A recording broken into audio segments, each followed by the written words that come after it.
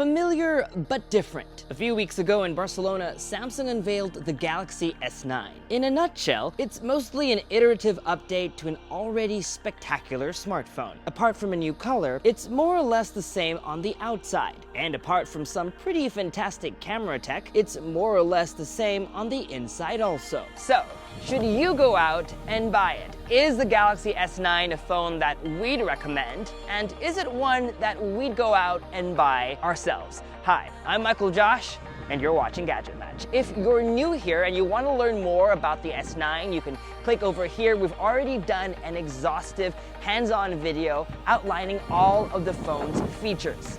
This is our Galaxy S9 review. And like most of our review videos, we hope to be able to answer specific questions that you might have about the S9 so that you can go out, make an informed decision on whether or not to buy it.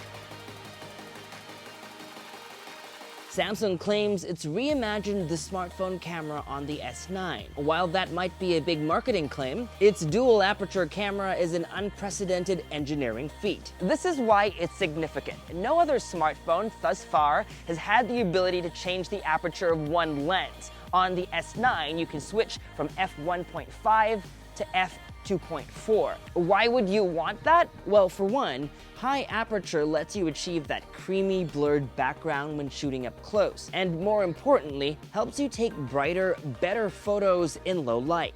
f1.5 is the highest aperture we've seen on a smartphone, so we've been able to take photos like this, brighter than what the scene actually looked like in real life. In our book, Samsung has always made the best low-light smartphone cameras, and that holds true on the S9. Also, as expected, Samsung has pushed the boundaries of low-light photography on a smartphone even further this year. So, why would you then need f2.4? The higher the aperture, the bigger the depth of field. Sometimes, though, details get too soft, especially around subjects, and sometimes you just want more details in focus. That's where f2.4 comes in. For the average user, I don't think you should have to worry about any of this, and Samsung doesn't think you have to either, so it's making these adjustments in the background.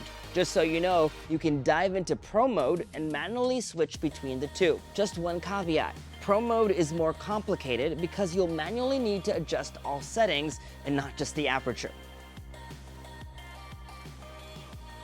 DxOMark, an independent body that rates cameras, recently gave the S9 Plus its highest overall score and highest photo score. While we need more time to conduct our own in-depth head-to-head test based on some initial comparisons versus the Pixel 2 and the iPhone X, we think, at least during the day when there's plenty of light, picking which camera takes the best photos boils down to a matter of taste or how technically meticulous you are.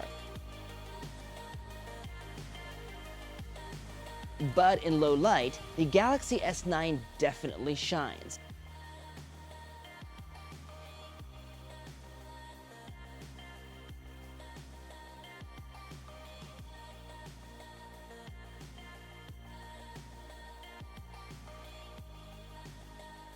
So, if you get the bigger S9 Plus, you not only get more memory, a bigger battery, and a bigger screen, you also get two rear cameras. The second camera is a 2x zoom lens, great if you like getting in closer on subjects without sacrificing the quality of your photos.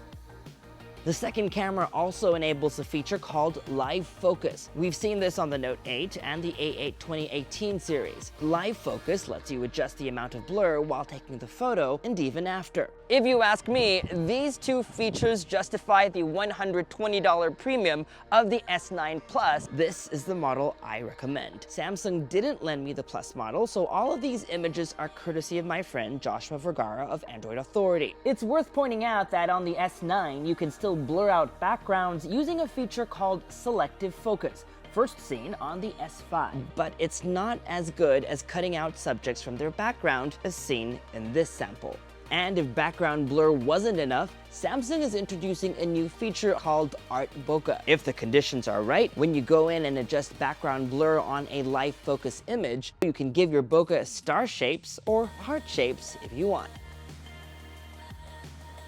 To better appreciate the next two features, you have to understand Samsung's target demographic for this phone.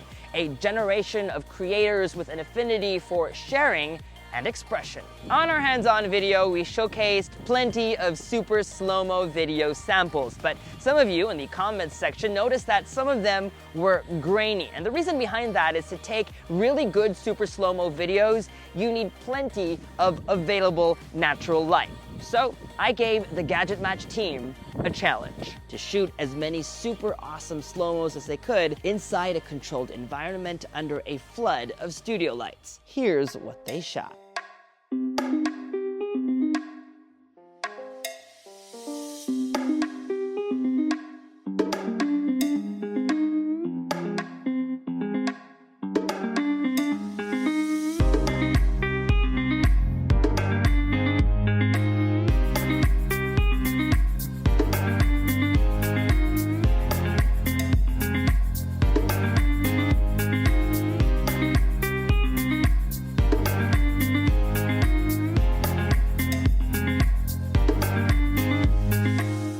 Now, you can't talk about super slow-mo video without mentioning Sony's Xperia XZ Premium, which first offered the feature a year ago. Which does super slow-mo 960 frames per second better? We'll let you be the judge. At MWC in Barcelona, Sony said its new phone, the XZ2, can shoot in 1080p instead of just 720p, so that might be an advantage once the XZ2 ships. But feature-wise, we like how Samsung has auto mode. Just switch to super slow-mo, hit record, and once the S9 detects motion in the box, slow-mo capture starts automatically. You get the shot every time. Of course, this works best when you have complete control over the situation. Out in the real world, you're better off using manual mode. It takes a while to perfect your timing, but like we said during our hands-on video, the results can be quite magical. Finally, when you shoot super slow-mo video, the S9 adds background music automatically. If you don't like the music they chose, you can go in and edit the track or just remove it entirely. When the iPhone X launched last year, one of its more quirky features was Animojis. Basically, the ability to animate 9 popular emojis using the phone's face tracking features. The iPhone X has true depth sensors that can match muscle movements on your face, so your Animoji basically does as you do. Samsung hoped to do one better on the S9 with a similar feature called AR emojis. Unfortunately, we didn't enjoy it as much. While we like the ability to personalize and create characters after your own likeness, we feel that most often than not, AR emoji characters don't look like the selfies they're based on. Even our favorite YouTubers seem to agree. But more bothersome was the fact that AR emojis don't track as well. They especially struggle when you're trying to match speech. See in this example, even if I try to overdo the movements, all it does is shows a stuttering of the mouth.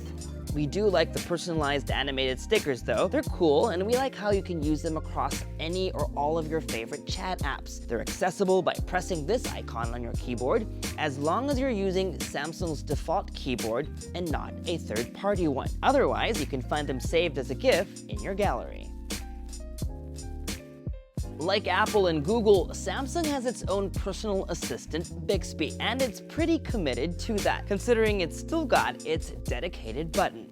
Samsung promises Bixby 2.0 will come sometime later in August or September, whenever they launch the Galaxy Note 9. You can also point your S9 at food, and Bixby will be able to tell you how many calories supposedly are in your meal. However, that feature wasn't available across all of our review units, which means they're probably just rolling that feature out right now.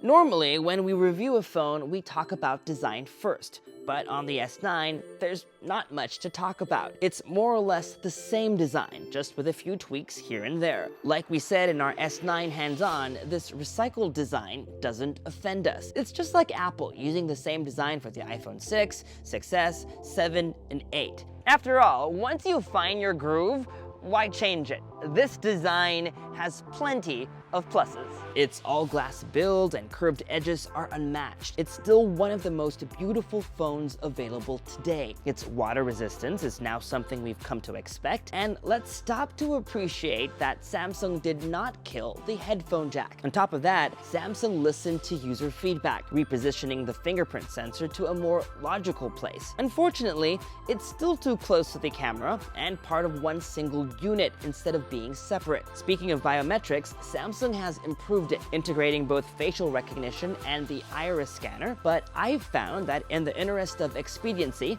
I just use the fingerprint sensor. It's still quicker, snappier, and more reliable. I'll say this over and over again. A smartphone's price tag is as important as any new feature. Here's the thing. In the US, the S9's price tag did not go up.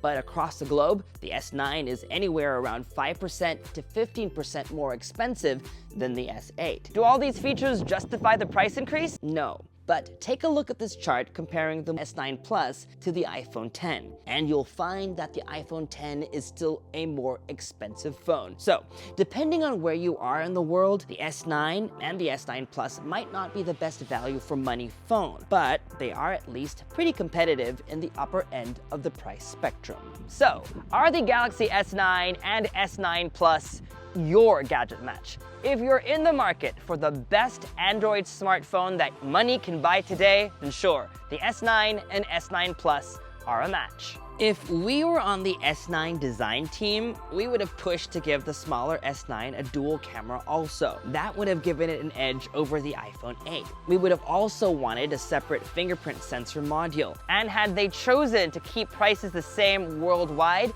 that would have made it easier for us to give the S9 a glowing recommendation despite its being only an incremental upgrade. Having said that, these are solid phones just like their predecessors. Both deserve the GadgetMatch seal of approval. Our hands-on recommendation still holds true. The S9 and S9 Plus are not intended for S8 and S8 Plus users. You can skip this upgrade and wait for next year. If you, however, use an S7 or S7 Plus, then definitely consider upgrading to the S9 or the S9 Plus, especially if your contract is up for renewal. For the more price-conscious though, our suggestion is to ignore the current premium segment and look at brands that may not sound as sexy as Samsung or Apple, but offer all these high-end features at a lower, more affordable price point.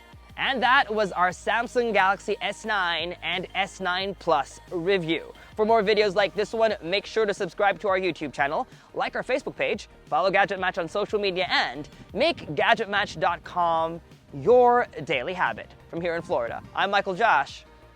Thanks for dropping by.